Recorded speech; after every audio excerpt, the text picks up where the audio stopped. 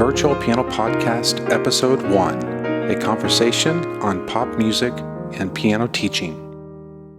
Hello, and welcome to the first episode of Virtual Piano Podcast. My name is Stephen Hughes. I am a music educator with an emphasis in piano pedagogy, performance, and technology. My goal with this podcast is to collaborate with other awesome professionals and talk about various subjects related to piano teaching, music performance, business, technology, and whatever else I hope is interesting and educational for the listener. All podcasts will be available in video and audio format. If you are listening and would like to view this podcast, feel free to head over to my YouTube channel, youtube.com/Virtual Piano Studio, all one word. Today's conversation will be focused on pop music as it relates to teaching and learning piano. It is geared towards piano teachers. However, I'm hoping it's also very accessible to piano students, music teachers, music students, musicians, parents, and anyone else curious about this topic. My special guest today is someone who specializes in teaching pop music and has a very unique and effective approach. Tony Parlapiano, how you doing, man? Oh, man, hanging in and hanging on. You know, it's the start of the school year, so back to a full schedule of students. And Friday the 13th, full moon. It's a pretty good day. We're going to make it happen. So anything interesting happened this past week? Any stories just before we start getting into this thing? Yeah, well, actually, I just found out today the new Lumineers album just came out in its entirety.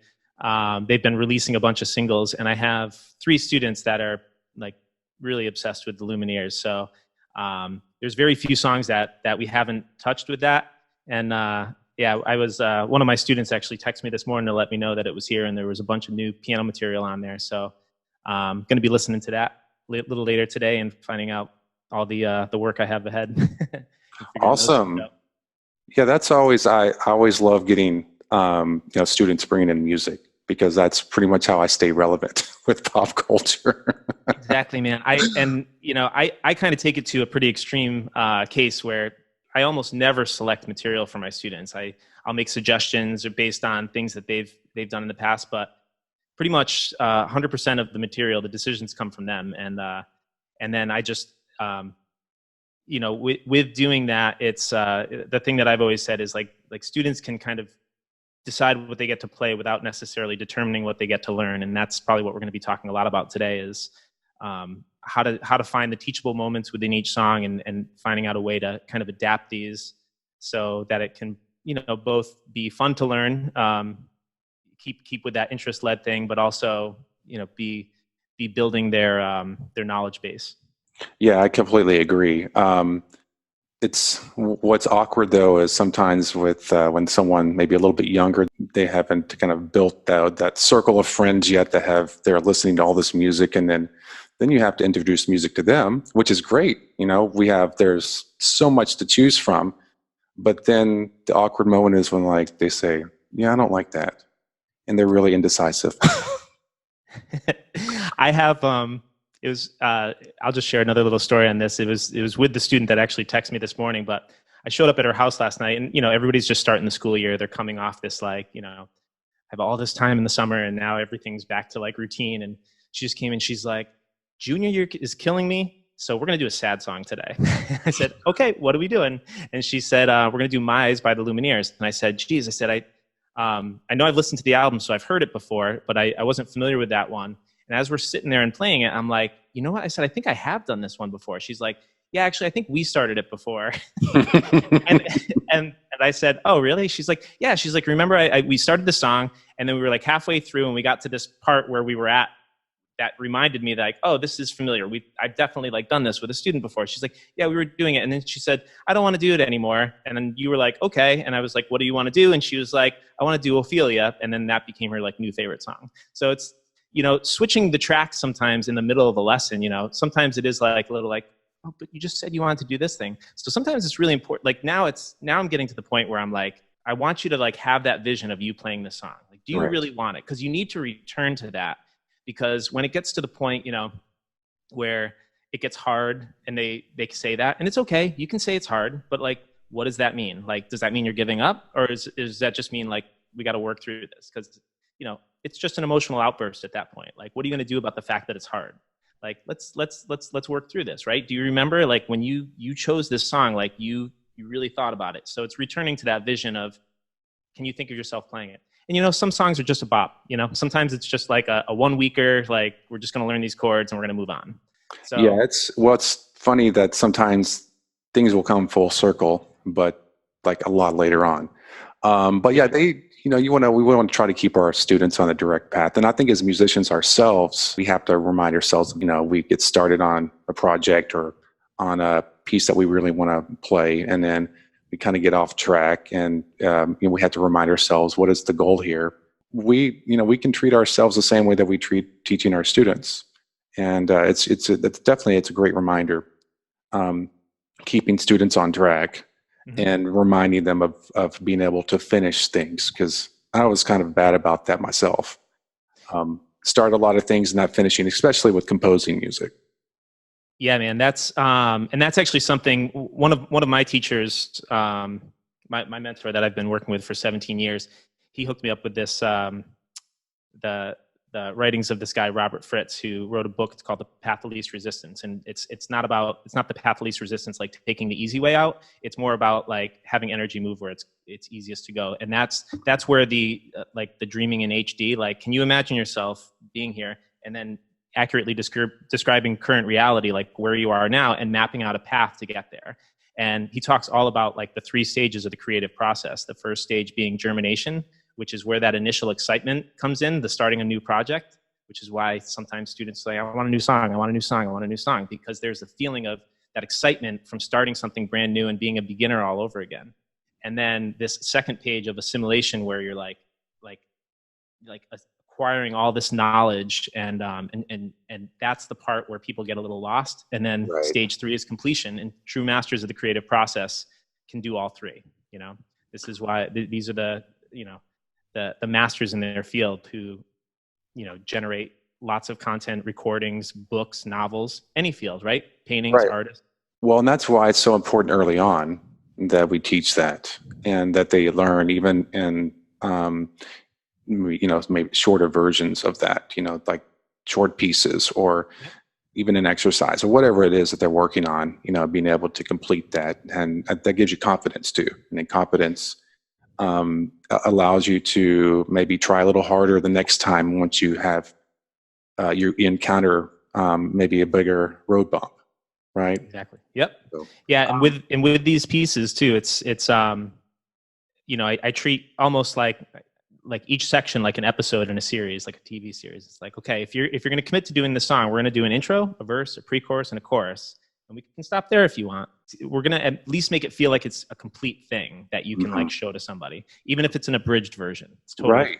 And then if Yes. you want to dig in later and you want to do the bridge, hey, it's got a cool bridge. If the verse is just like the second verse, just like the first verse, we can skip it. It's fine. It all depends on what they're doing. Usually the kids who are singing and playing, like playing the chord rhythm style, they'll just do the whole song because they're singing and they just want to present the whole song. But sometimes when you're doing it in a piano solo type thing, there's not a whole lot of changes sometimes moving through section to section. And sometimes it's better to just abridge it. Otherwise you're just dragging something out over a few more weeks that, they could probably figure out on their own. No, I agree. Continuity. That's something that I preach with my students, is continuity, and being able to, whether if it's in like the microscopic practice aspect of it or macroscopic, where it's kind of like big picture, being able to get from beginning to end, even through mistakes. But of course, tempo is a big thing there too. That's all great. And I think we're going to get into a lot of that as we go through, maybe kind of talking about our approaches to pop music. So let's go ahead and start diving into this. And I want to talk a little bit about like the value of pop music. And I know the teachers that are watching this or listening to this, a lot of them understand the value of it. I want to give some of maybe give our perspective on it, and maybe try to reach some teachers that are trying to understand why it would be important to be able to build a curriculum or build it into the curriculum. I'll let you go first if you want, and then we can discuss that. Yeah. So I think the, creativity is probably the most important element here. And it's because we're not trying to, we're listening to a song. We can't recreate everything that's in the recording. So we have to start making decisions about what we're going to include in our arrangement, and, adjusting naturally for the level of the student. But that's the thing I think I love the most about it. It's that, if you're learning, it's good to be in this space where the kids can be creative, and they're not responsible for being like the caretakers of the museum and representing something exactly, how it was preserved. It's nice to visit the museum, and it's nice to be able to do all those things, but it's like they need to play in the sandbox too, and really you need to make that sandbox feel like it's a beach to them. You're giving them borders and controls, but as they start to outgrow that space, you knock a wall down, you open it up a little bit more, teach them one new thing. And so that's kind of what I love so much about it. And the approach that I take sometimes, I really don't know what I'm going to teach until I walk into the house. And like that student last night who, she said, she's like, junior year is killing me. She's like, we're going to do a sad song today. And I was like, all right, you know what you want to do. Let's do it. And there's something about being included in that creative process, because I haven't heard this yet either. So she has to watch me help her kind of uncover what's in this song. And so they get to see that you're not going to get it right the first time every time. I'm trying to figure this out with you. I'm going to make mistakes too, because I just heard it. I'm going to forget the melody I just heard because it's a new song. And you just learn that it's you get to play with all of this music, and just try to reassemble it into something that you really like. And so even if I'm grabbing a lead sheet, we'll do that to the students. You need a map sometimes. Mm-hmm. So I'm fine with, I got a sheet music direct subscription, and I'll buy prints off there. I get 50% off prints. So it only cost me a couple bucks to grab some sheet music for them. And it's like, hey, this is just a map. This is just showing us where the melody is. It's got the chords. I don't really like the arrangement. We're going to fix that. But you're going to be included in that process and making the decisions. I don't want to make all the decisions for you. So that's the thing that I think is really exciting about it, is just being included in that creative process and making the decisions. They really take ownership of that process. For me, one of the biggest things, it really allows you to kind of have a gateway into other styles of music, due to opportunities that exist that don't exist in if you're a classical musician, either your piano teacher or the studio or high school UIL. But if you're able to create music on your own and play with other musicians, you can create your own opportunities. You don't have to wait. Right. You can start a garage band. You can compose. You can get together with the musicians. You can just do jam sessions. And so the opportunities lead to so many other things. You don't even have to play with other musicians. You can kind of sit there and kind of figure out things, arrange and do the things that you talked about, play along with the music, the recordings. And so then what that does, it allows you, and it kind of exposes you to other styles of music, maybe a bridge to blues. Maybe that's a bridge to jazz. Maybe it's a bridge to, hey, I want to join band because I enjoyed ensemble. So there's all these connections that I bring, that some of the other styles of music that we may focus on as teachers maybe not provide. Now, I will say a lot of piano teachers, myself included, we do a lot of ensemble work with students. But a lot of that is basically notation driven. And so you learn the part, you play together, and that's great. And that's kind of that's even with concert band, marching band, orchestra, but there's no sense of ownership. There's the creativity is kind of limited there. The other thing is too, teaching and learning pop music is not just a simple operation, and the value, there's so much value there because you can learn so much, and because of how it's connected and how you can connect it to other concepts in the classical tradition or the jazz tradition, and we're gonna definitely get into that later in building the curriculum.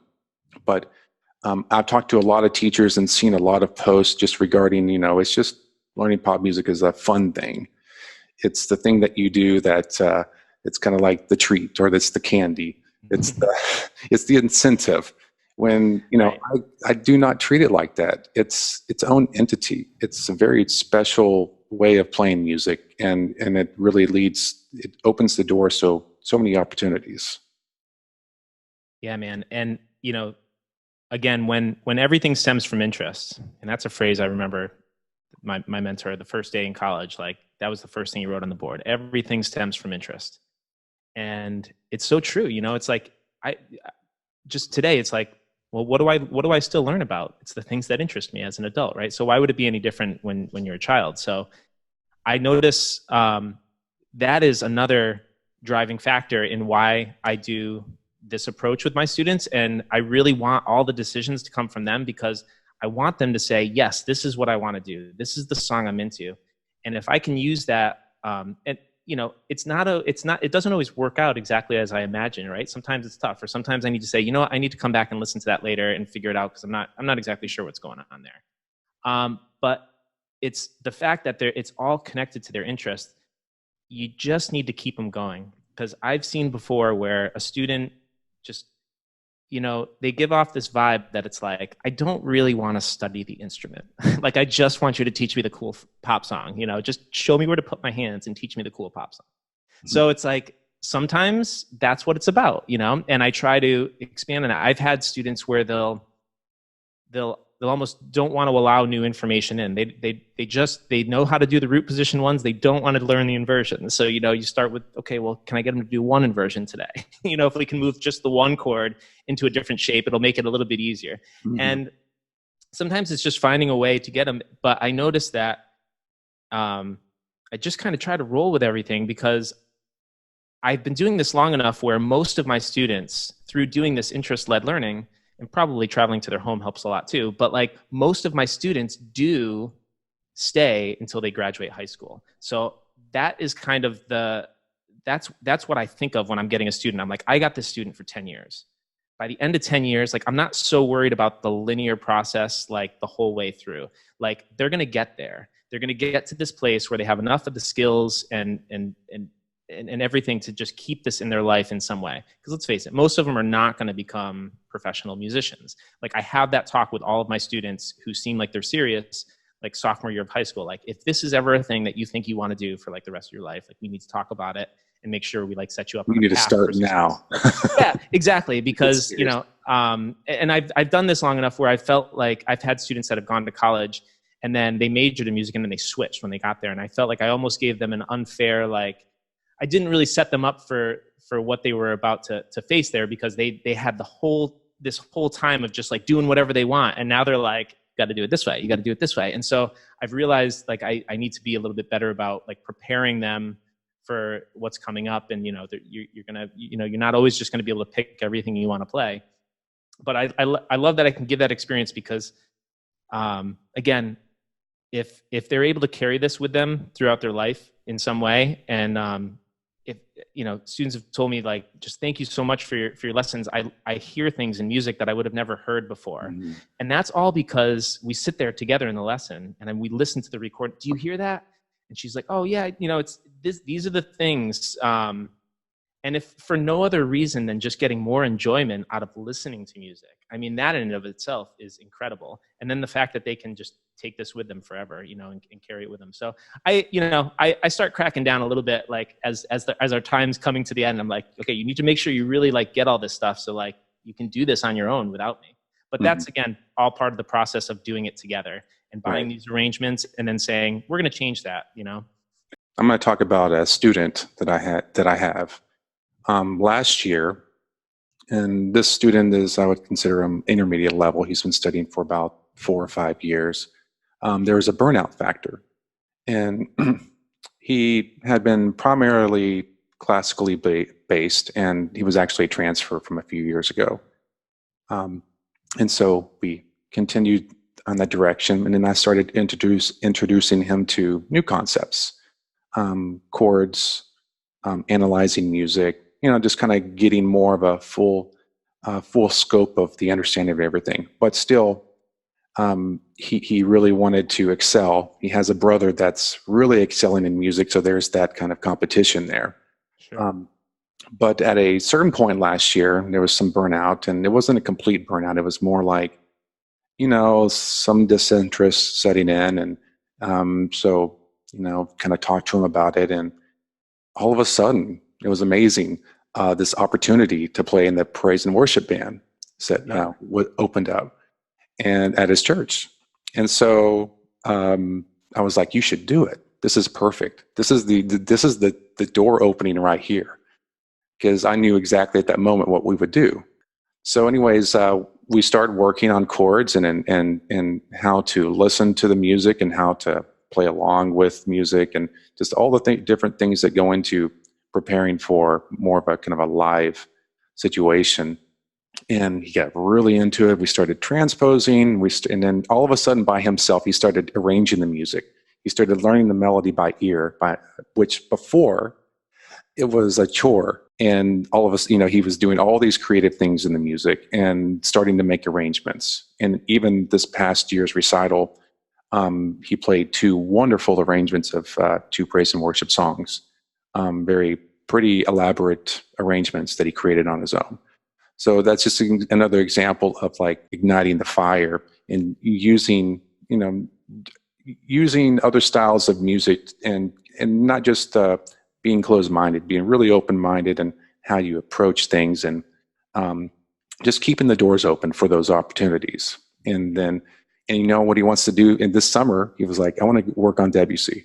He kind of got him back into that as well, because he misses it. So, yeah. And I taught him enough this past year he's just kind of breezing through in the praise band. It's pretty easy for him now, even though I'm like, you got to keep up with it. You can't just stall. You're right. Pretty good at this.